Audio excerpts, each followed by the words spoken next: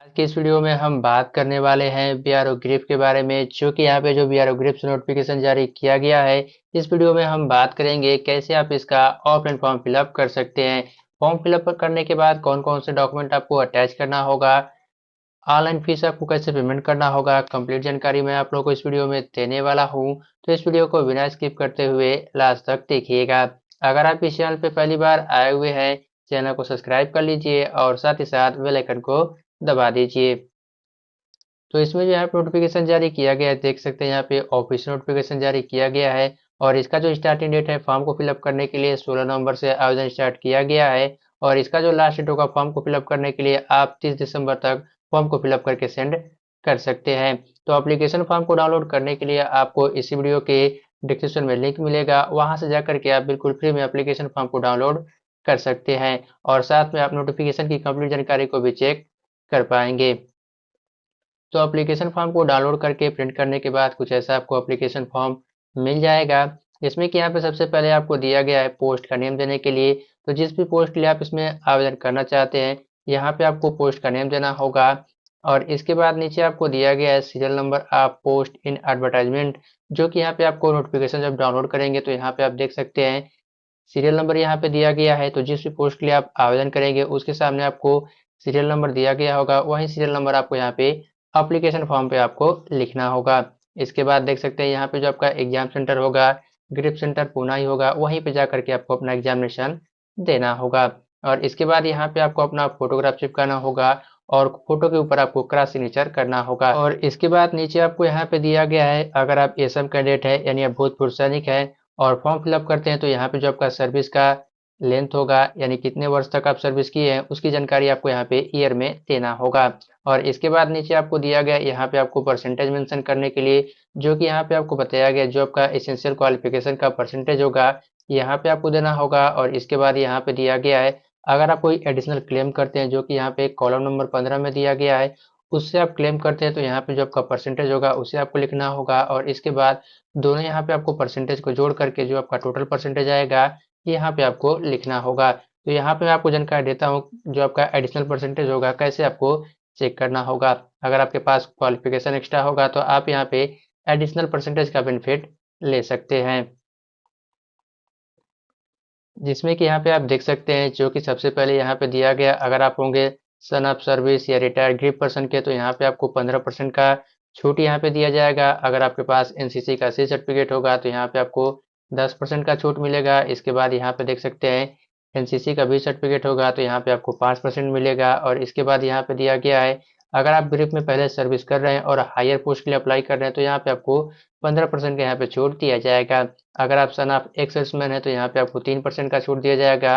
अगर आपके पास स्पोर्ट का सर्टिफिकेट होगा जो कि दिया गया इसमें स्टेट या डिस्ट्रिक्ट या यूनिवर्सिटी लेवल का, तो यहाँ पे आपको 5% का छूट मिलेगा। अगर आप कैजुअल पेड लेबर होंगे यानी आप सीपीएल एम्प्लॉय होंगे, तो यहाँ पे आपको 10% का छूट दिया जाएगा। तो यहाँ पे आप चेक करेंगे, अगर आपके पास इनमें से कोई भी सर्टिफिकेट होगा तो उसके सामने का जो आपका परसेंटेज होगा उस परसेंटेज को यहाँ पे आप लिख सकते हैं। और साथ में जो आपका सर्टिफिकेट होगा उसे आपको अटैच कर लेना होगा। अगर आपके पास एडिशनल कोई क्लेम करने के लिए सर्टिफिकेट नहीं होगा तो इसे आप ब्लैंक छोड़ेंगे और यहाँ पे जो आपका टोटल परसेंटेज होगा उसे आपको लिख देना होगा।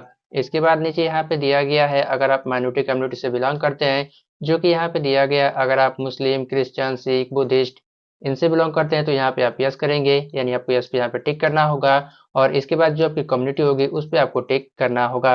अगर आप इनसे बिलोंग नहीं करते हैं तो यहाँ पे आप नो पे टिक करेंगे। और इसके बाद यहाँ पे दिया गया है, अगर आप ईडब्ल्यूएस से बिलोंग करते हैं तो यहाँ पे आप यस करेंगे। यस करने के बाद जो आपका ईडब्ल्यूएस का सर्टिफिकेट होगा उसे आपको एप्लीकेशन फॉर्म के साथ अटैच करना होगा। अगर आप ईडब्ल्यूएस से बिलोंग नहीं करते हैं तो यहाँ पे आप नो पे टिक कर देंगे। और इसके बाद नीचे आपको दिया गया है, डिटेल अपना फिलअप करना होगा, जिसमें कि सबसे पहले यहाँ पे आपको दिया गया है नेम। जो आपको नेम फिलअप करना होगा, जो आपका 10th का सर्टिफिकेट होगा उसी के अकॉर्डिंग यहाँ पे जो आपका डिटेल होगा उसे आपको देना होगा। इसके बाद नीचे आपको फादर का नेम देना होगा। इसके बाद जो आपका डेट ऑफ बर्थ होगा, जो कि यहाँ पे डे के लिए अलग दिया गया बॉक्स, मंथ के लिए अलग और ईयर के लिए अलग यहाँ पे बॉक्स दिया गया है। तो यहाँ पे जो आपका डेट ऑफ बर्थ होगा उसे आपको देना होगा। इसके बाद नीचे आपको दिया गया है जो आपका परमानेंट एड्रेस होगा, यानी जो आपका स्थायी पता होगा, ऊपर यहाँ पे आपको लिखना होगा। इसके बाद नीचे यहाँ पे देख सकते हैं स्टेट और पिन कोड का अलग यहाँ पे बॉक्स दिया गया है, तो यहाँ पे आप स्टेट और पिन कोड लिखेंगे।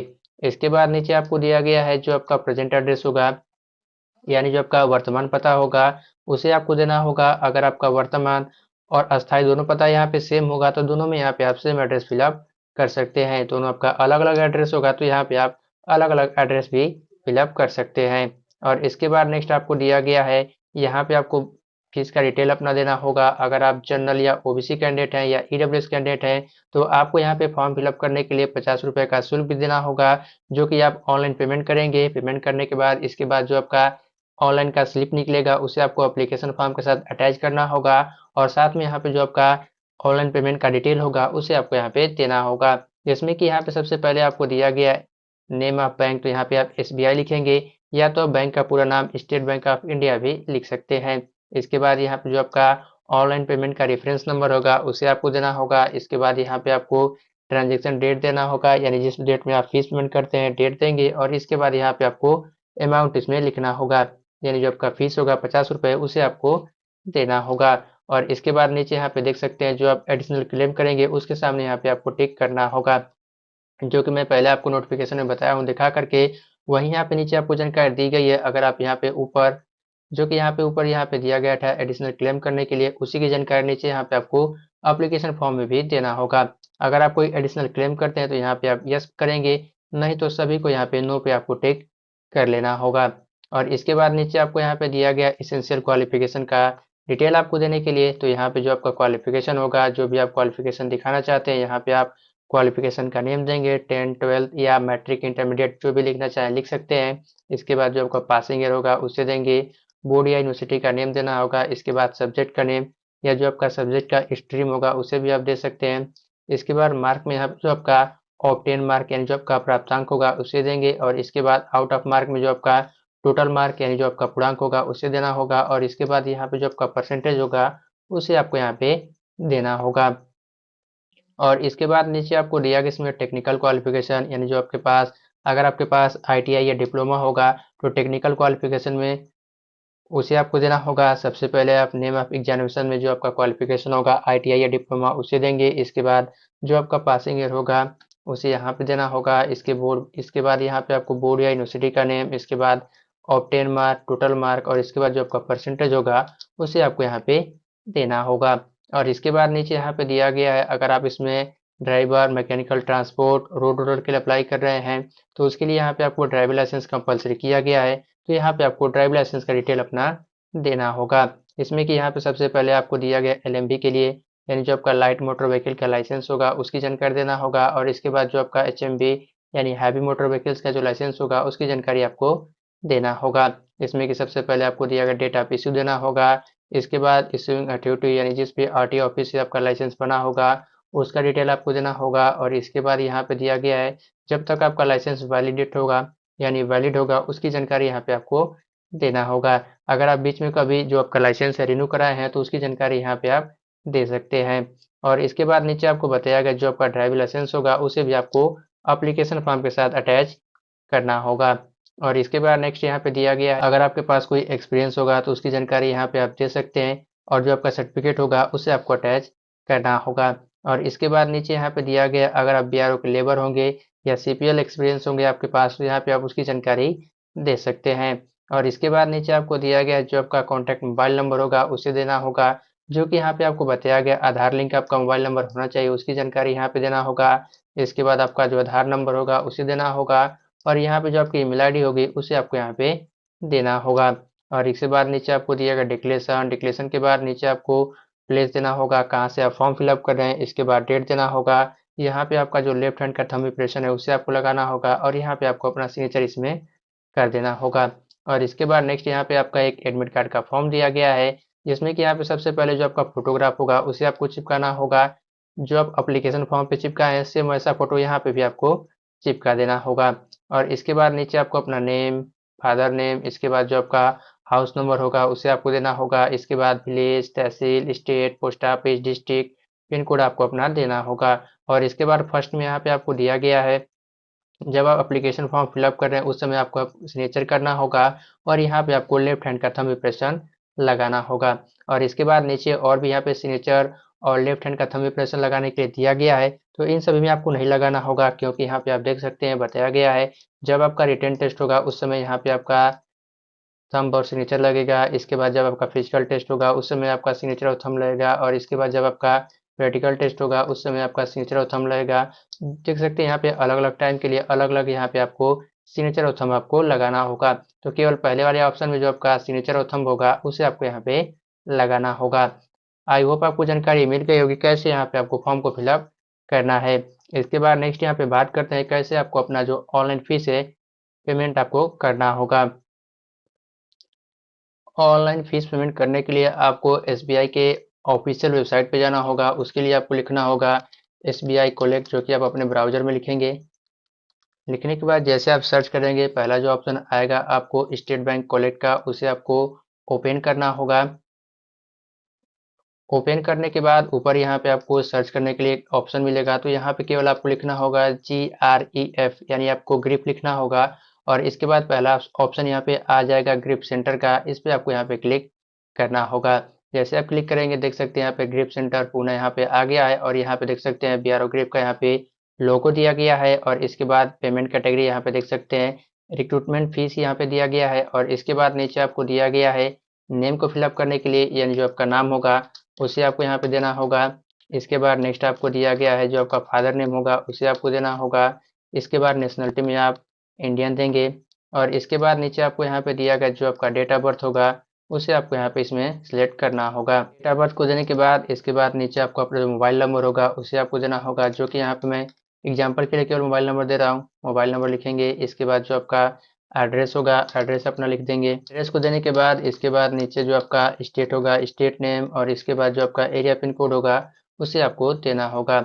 एरिया पिन कोड देने के बाद इसके बाद नीचे आपको दिया गया है आधार नंबर आपको देने के लिए, जो आपका आधार नंबर होगा उसे आपको देना होगा। आधार नंबर भी मैंने यहाँ पे केवल एग्जाम्पल के लिए लिया हुआ है। और इसके बाद नीचे आपको दिया गया है एडवर्टाइजमेंट नंबर आपको देने के लिए। तो जैसे यहाँ पे आप नोटिफिकेशन में आएंगे ऊपर यहाँ पे देख सकते हैं एडवर्टाइजमेंट नंबर दिया गया है, जो कि यहाँ पे 01/2024 दिया गया है। तो वहीं केवल आपको लिखना होगा 01, इसके बाद स्लेश लगा करके 2024 आपको लिखना होगा। और इसके बाद आपको दिया गया ट्रेड का नेम देने के लिए, यानी आपको जो आपका पोस्ट नेम होगा उसे आपको देना होगा, जो कि यहाँ पे देख सकते हैं पोस्ट या ट्रेड दिया गया है। तो जिस भी पोस्ट के लिए आप इसमें आवेदन कर रहे हैं वही पोस्ट आपको यहाँ पे देना होगा। और इसके बाद जैसे आप ट्रेड नेम देंगे आपको नीचे फीस देने के लिए जानकारी दी गई, यानी अमाउंट, तो आपको यहाँ पे 50 लिखना होगा। और इसके बाद नीचे आएंगे, नीचे आने के बाद यहाँ पे फिर से आपको अपना नेम देना होगा। नेम देने के बाद यहाँ पे जो आपका डेट ऑफ बर्थ होगा, जो आप फिर से यहाँ पे डेट ऑफ बर्थ इसमें सेलेक्ट करेंगे। डेट ऑफ बर्थ को देने के बाद इसके बाद जो आपका मोबाइल नंबर होगा उसे आपको यहाँ पे इसमें देना होगा। मोबाइल नंबर देने के बाद नीचे आपको दिया गया डिक्लेरेशन, इसे आप टिक कर लेंगे। और यहाँ पे अगर आप अपना ईमेल आईडी देना चाहते हैं तो दे सकते हैं, या तो आप इसे ब्लैंक भी छोड़ सकते हैं। और इसके बाद नीचे आपको दिया गया है कैप्चा कोड, उसे आपको यहाँ पे इंटर करना होगा। जैसे आप नेक्स्ट करेंगे इसके बाद यहाँ पे डिटेल आ जाएगा आपको चेक करने के लिए। तो जो भी जानकारी आप भरे होंगे फीस पेमेंट करने से पहले आप यहाँ पे चेक कर लेंगे, और इसके बाद आपको नेक्स्ट पे क्लिक करना होगा। नेक्स्ट करने के बाद यहाँ पे देख सकते हैं आपको फीस पेमेंट करने के लिए ऑप्शन दिया गया है, जिसमें कि यहाँ पे इंटरनेट बैंकिंग, इसके बाद यहाँ पे आपको कार्ड पेमेंट दिया गया है। कार्ड पेमेंट के बाद इसके बाद नीचे यहाँ पे आएंगे तो अदर पेमेंट का मोड का भी ऑप्शन दिया गया है, जिसमें कि यहाँ पे अगर आप यूपीआई यूज करते हैं तो यहाँ पे आप यूपीआई से भी अपना फीस पेमेंट कर सकते हैं। तो जिससे भी आप फीस पेमेंट करना चाहते हैं उस पर आपको यहाँ पे क्लिक करना होगा। क्लिक करने के बाद उसके अनुसार आपको जानकारी देना होगा, और इसके बाद आपको फीस को कंप्लीट कर लेना होगा। जैसे ही आप फीस पेमेंट करेंगे इसके बाद जो आपका रिसिप्ट है आ जाएगा, और ऊपर यहाँ पे देख सकते हैं जो आपका रेफरेंस नंबर है यहाँ पे दिया गया है। और इसके बाद यहाँ पे आपका जो पेमेंट डेट है उसकी जानकारी दी गई है, और इसी रिसिप्ट को आपको प्रिंट आउट करके एप्लीकेशन फॉर्म के साथ आपको अटैच करना होगा। इसके बाद नेक्स्ट यहाँ पे बात करते हैं आपको कौन कौन से डॉक्यूमेंट अटैच करना होगा। तो डॉक्यूमेंट को अटैच करने के लिए यहाँ पे डॉक्यूमेंट का लिस्ट मैंने बनाया हुआ है, जिसमें कि यहाँ पे जो आपको सबसे पहले डॉक्यूमेंट अटैच करना होगा, सबसे पहले जो आपका एज प्रूफ होगा, जिसमें कि आप 10th का सर्टिफिकेट या जो आपका बर्थ सर्टिफिकेट होगा उसे आप अटैच कर सकते हैं।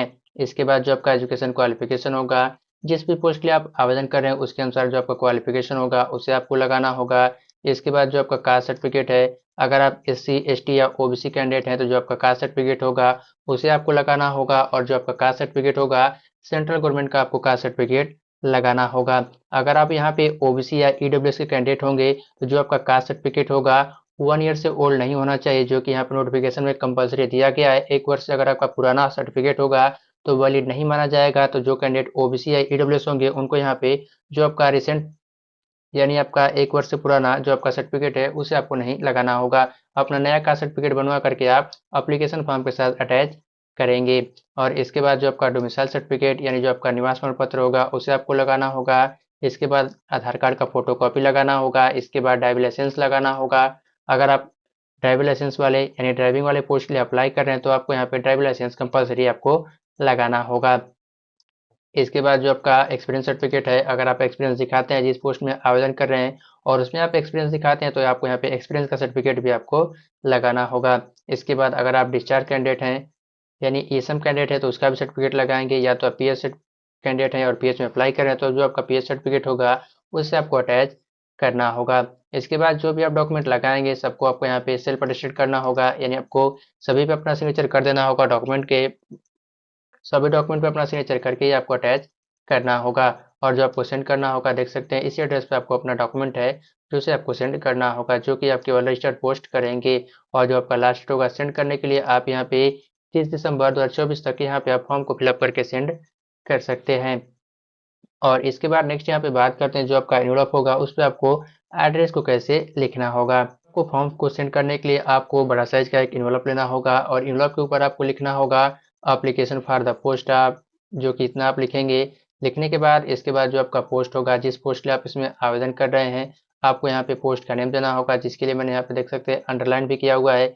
ऐसे आपको अपना जो पोस्ट नेम होगा उसे आपको लिखना होगा। इसके बाद जो आपकी कैटेगरी होगी जिस कैटेगरी में आप फॉर्म फिलअप कर रहे हैं आपको कैटेगरी देना होगा। और इसके बाद आपको नेक्स्ट लिखना होगा weightage percentage in essential qualification, और इसके बाद जो आपका परसेंटेज होगा उसे आपको यहाँ पे लिखना होगा। लिखने के बाद इसके बाद नीचे आपको 2 देना होगा और 2 देने के बाद इसके बाद जो आपका ग्रिप सेंटर का एड्रेस होगा उसे आपको देना होगा। और इसके बाद यहाँ पे फ्रॉम करके जो आपका एड्रेस होगा उसे आपको यहाँ पे लिखना होगा। और लिखने के बाद इसके बाद सभी डॉक्यूमेंट आपको इन्वलप के अंदर डाल करके और आपको यहाँ पे सेंड कर देना होगा। और इसमें आपको कोई एक्स्ट्रा इन्वलप नहीं देना होगा। बहुत सारे फ्रेंड्स यहाँ पे लास्ट बाद में कमेंट करते हैं कि यहाँ पे कोई एक्स्ट्रा एनवलप भी देना होगा, तो ऐसा कुछ नहीं है। अगर आपका एडमिट कार्ड जारी होगा तो आपको बाई पोस्ट ग्रिप का एप्लीकेशन फॉर्म है उसमें आपको एडमिट कार्ड भेजा जाएगा। आपको यहाँ पे कोई एक्स्ट्रा एनवलप नहीं देना होगा। अगर आपका फिर भी कोई डाउट हो तो आप कमेंट कर सकते हैं, वहाँ पे आपको जानकारी दे दूंगा। अगर आप इस चैनल पे पहली बार आए हुए हैं चैनल को सब्सक्राइब कर लीजिए और साथ ही साथ बेल आइकन को दबा दीजिए। वीडियो को लाइक है तो लाइक कर दीजिए और अपने फ्रेंड के साथ शेयर भी कर दीजिए।